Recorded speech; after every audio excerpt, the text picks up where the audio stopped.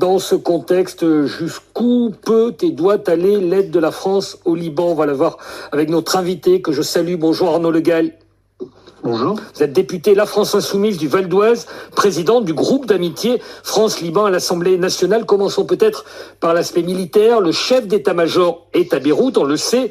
Des véhicules de transport blindés sont mis à disposition de l'armée libanaise. Quelle peut être la mission exacte de ces militaires français, de ce matériel français? D'abord, je voudrais, moi, exprimer ma solidarité avec les Libanais. Et je dis bien les Libanais dans leur ensemble, parce que la guerre qui est menée actuellement est une guerre au Liban et non pas au Hezbollah. Et je le dis depuis bien longtemps, comme la plupart des Libanais la ressentent. C'est bien une guerre qui est menée à l'ensemble de la nation libanaise. Il suffit de voir l'ampleur des zones concernées. Il suffit de voir qu'il y a des centaines de milliers d'habitants sur les routes. Je vous rappelle que le Liban, c'est 6 millions d'habitants. Quand on ordonne à 700 000 habitants de fuir, vous vous rendez compte de ce que ça représenterait au niveau de la France. Et je leur apporte tout mon soutien face à cette guerre qui leur est menée depuis septembre 2024 sans interruption, parce que je le rappelle, le cessez-le-feu a été respecté côté libanais de novembre 2024 jusqu'à ce week-end. Par contre, tous les jours, Israël a violé le cessez-le-feu pendant presque plus d'un an, et on n'en entendait jamais parler. Donc je voudrais rappeler cette situation parce qu'il y a une focalisation sur le Hezbollah, les chiites, etc. Et à la fin, on ne comprend plus ce qui est en jeu. C'est la nation libanaise dans son ensemble qui est victime d'une guerre totale, de menaces inacceptables. Je rappelle que le gouvernement israélien suprémaciste menace de transformer le Liban en nouveau Gaza. Nous ne pouvons pas accepter ça. La France est un ami du Liban, le peuple libanais est un vieil ami de la France. Et donc je voulais commencer par ça. Alors justement, la France arrive en soutien au Liban. Je vous donne les propos de l'ambassadeur libanais en France qui, sur France Info ce matin, saluait cet engagement inconditionnel. Sur le plan militaire, ce qui est mis à disposition, en quoi cela peut-il servir? Quelle est l'utilité? Bon, écoutez, ça servira toujours un peu, mais évidemment, la France ne fait pas rien et on va toujours dire que c'est mieux que rien, mais la France ne fait pas du tout assez. Et c'est le rôle de l'ambassadeur au Liban de remercier la France pour ce qu'elle fait. Et moi, c'est mon rôle en tant que député, président du groupe d'amitié France-Liban, de rappeler qu'on pourrait faire beaucoup plus. D'abord, suspendre les exportations et les biens à double usage d'armes vers Israël, parce que contrairement à ce que nous dit le gouvernement français, on continue à exporter des biens à double usage. Faire respecter le droit international et sanctionner. Nous soutenons la pétition en cours qui atteindra peut-être le million de signataires bientôt pour qu'elle soit examinée au Parlement européen pour une suspension des accords UE-Israël. Parce que ça suffit. Hier, le président libanais a demandé de l'aide au président Macron. Qu'est-ce que le président Emmanuel Macron a dit? Il a dit ce qu'il dit depuis 2 ans et demi. J'ai dit à monsieur Netanyahou qu'il ne faudrait pas faire ci, qu'il ne faut pas faire ça, il ne faut pas envahir le Liban. Mais enfin, quand est-ce qu'on va se décider à sanctionner ce gouvernement suprémaciste?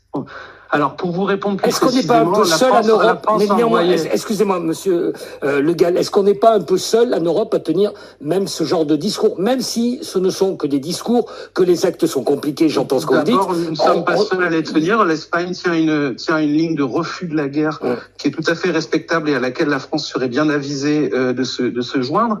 Et par ailleurs, quand bien même nous serions seuls en Europe, c'est le rôle de la France, c'est le devoir de la France. Les relations historiques entre la France et le Liban sont d'une telle densité, d'une telle force, que de toute façon, c'est le rôle et le devoir de la France. Mais pour vous répondre plus précisément sur... La France va donc envoyer un petit peu d'aide humanitaire et d'aide d'urgence, voilà. Pour le reste, on a parlé de camions militaires. Bon, ok, il y a un petit peu d'aide, ça pourra peut-être servir à de la logistique. Et c'est quoi le but? Parce que ça fait depuis des années, en fait, on demande au Liban d'assumer la pleine souveraineté, y compris de ses forces armées sur l'ensemble de son territoire, mais qu'on refuse en revanche de les doter des moyens pour le faire. Donc par exemple, les Israéliens et les Américains, dans les négociations qui durent depuis 2 ans maintenant, ne refusent toute livraison d'armes dignes de ce nom à l'armée libanaise, parce que ça pourrait lui permettre de défendre ses frontières, par exemple. Mais par contre, lui intime l'ordre de faire une police du Hezbollah, etc. On met les dirigeants et l'armée libanaise dans une situation intenable, impossible. Donnons les moyens à l'armée libanaise de faire son travail, c'est-à-dire d'assurer la souveraineté pleine et entière sur les territoires, mais aussi de défendre les frontières du Liban, qui sont violées quotidiennement depuis 2 ans par Israël. Je voudrais quand même rappeler aux auditeurs qui ne doivent pas trop le savoir, parce qu'on n'en parle pas beaucoup dans les médias français. Ce sont des dizaines de milliers de familles du Sud Liban qui n'ont toujours pas pu rentrer au Sud Liban depuis septembre 2024, et y compris des crimes de guerre ont été commis, dénoncés par des ONG. Les terres agricoles ont été défoliées, et on n'en parle pas. Si, ce sont des choses dont on parle, y compris sur France Info, avec nos reporters, peut-être pas assez, considérez-vous, c'est pas la question, mais oui, il nous arrête d'en parler.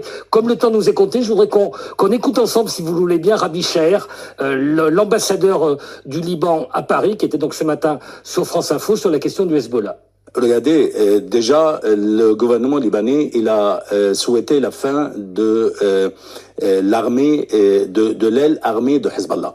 Après coup, on est dans un pays démocratique. Le Hezbollah, en tant que parti, il peut participer. Il participe aux élections. Il est représenté au Parlement, au gouvernement. Mais oui, l'aile armée de Hezbollah,